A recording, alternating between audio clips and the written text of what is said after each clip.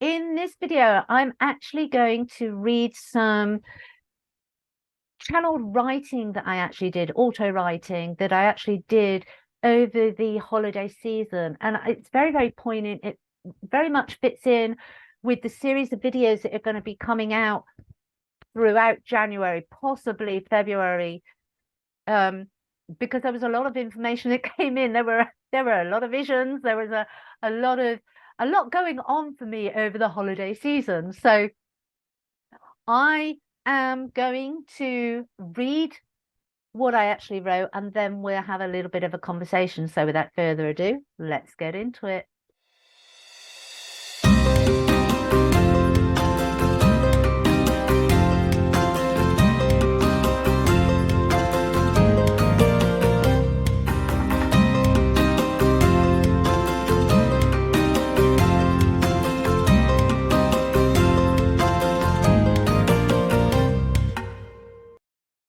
Hi, and welcome to Oak Lore Duir. For those of you that don't know me, my name is Claire Attio. For those that are returning subscribers, thank you, thank you, thank you. And getting straight into what I actually wrote, and I am going to read it because some of it is written in a way that I wouldn't actually speak, so it makes more sense, and then I can discuss what I got from that afterwards. And I'd love for you to write in the comments and to interact from what you get from it. So it starts with, to be walking our truth is to leave footsteps of fertility on Mother Earth. Walking in the energy of our sovereignty equates to planting seeds of divine essence in the soil upon which we walk, anchoring the light of the Christ consciousness, and in doing so, seemingly inconspicuously, we start to create a ripple of change for all that walk behind us. The alchemy of what we do is not rocket science. It is part of the natural cosmic order of vibrational resonance.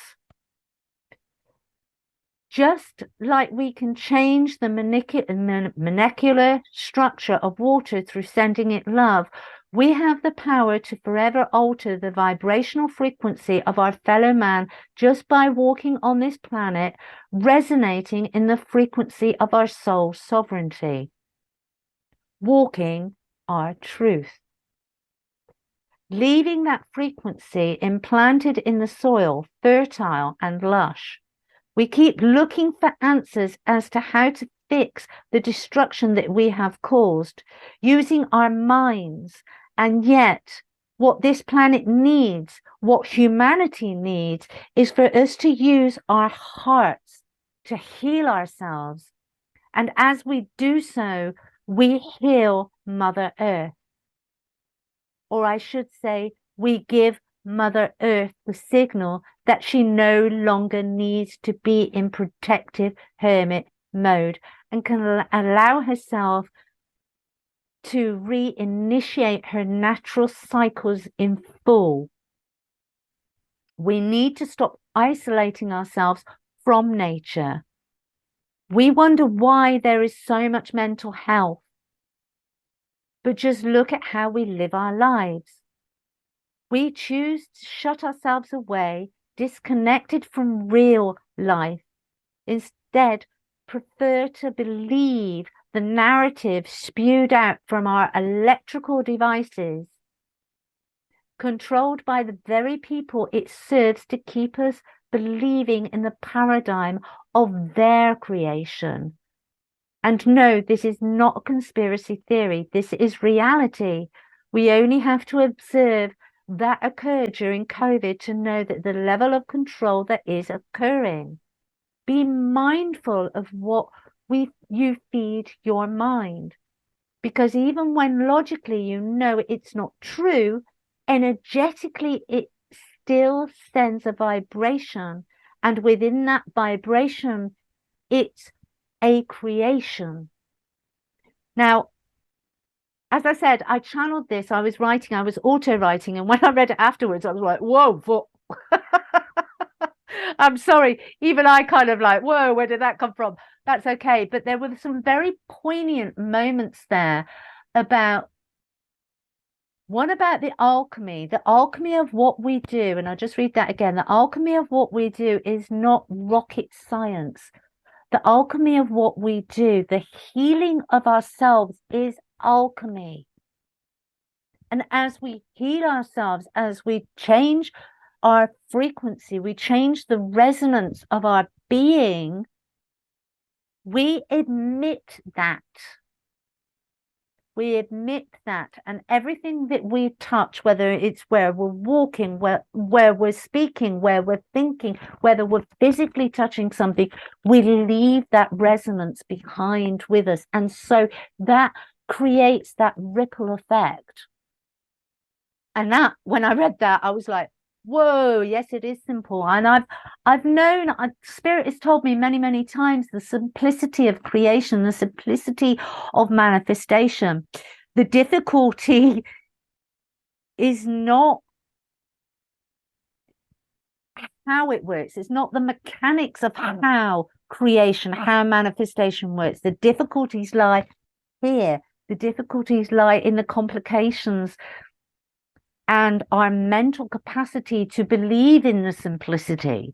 It's very difficult to believe something is that simple we've been brought up in a society, when we've been brought up in a culture, when we the solutions have to be found. Never once, even when we were children, were we told, okay, sit there, breathe, connect with nature. That is the solution. Never once, never once. We were always told to take it to the mind. We need to do this. We need to do that. We need to be active with this. We need to. It's the stillness. And this is something that I'm really being told to take on board, because although I understand this from an energetic perspective, although I understand this from a spiritual perspective, I'm still, because I love what I do, I can have a habit of being switched on 24/7 because it's a passion. It's a burning passion of mine. And so it doesn't feel like work. And yet what's come in very, very clearly, along with all these other messages over the holiday season, is I do not take enough time for stillness. There is a lack of balance because I do not allow as much stillness as I should. And I do allow stillness. I have, over the last 24 months, got a lot better with that stillness. I had to. There was work that I had to do. There was an imbalance. There was a misalignment within me that I could feel, that I knew that I had to do that work. And so I did. But what is being required of me now is to not just to sit in stillness when there is a need. And I think this is a big learning curve for a lot of us. It's not about using the stillness to do the healing, although that is a very important part. We do need to learn to sit in that stillness, but we need to sit in that stillness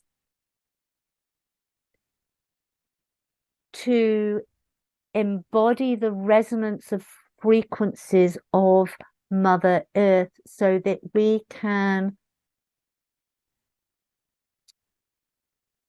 beautifully co-create with her in a very magical, very meaningful, very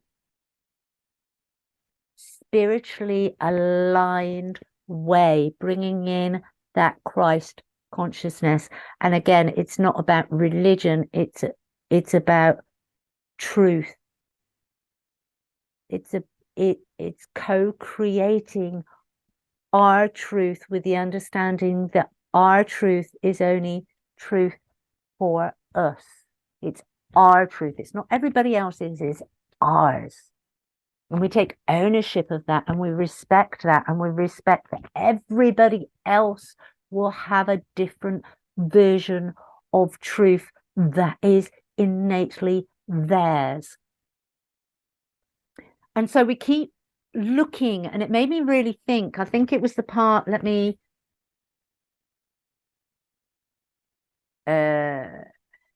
It's part of the natural cosmic order of vibrational resonance. Just like we can change the molecular structure of water through sending it love, we have the power to forever alter the vibrational frequency of our fellow man just by walking on this planet, resonating in the frequency of our soul sovereignty. And that really brings home, that is worded in a way that I could have never have done it. I mean, I obviously did do it. I wrote it. My higher self is very clever, obviously. But it's that deep understanding that what we're doing is not about being selfish. Is it focused on us? Yes. But it's not about me in a selfish way. It's about me, understanding my part within the collective. What is my job within the collective to bring about these positive changes? And our parts in this collective is to do the inner work, do the healing, raise our vibrations, connect with divine, bring in those higher levels of Christ consciousness so that we create a resonant pathway for generations to come that can flow through and add to, each time adding another layer and another layer and another layer and another layer and another layer and another layer, adding to the ascension process. That's where we're going. That's what we're doing. That's the information that's coming through. Now, these are my truths. I'm sharing them. If it resonates with you, brilliant. Give me a comment. Let me know what's going on. Share. Give me your likes. Pass on the information. Let's have conversations. Let's open this up. If it doesn't, don't take it. I'm sharing my truth. If it has no resonance with you, do not take it. Use your discernment. And I'll leave it at that. You take care. Love to you all. Bye bye.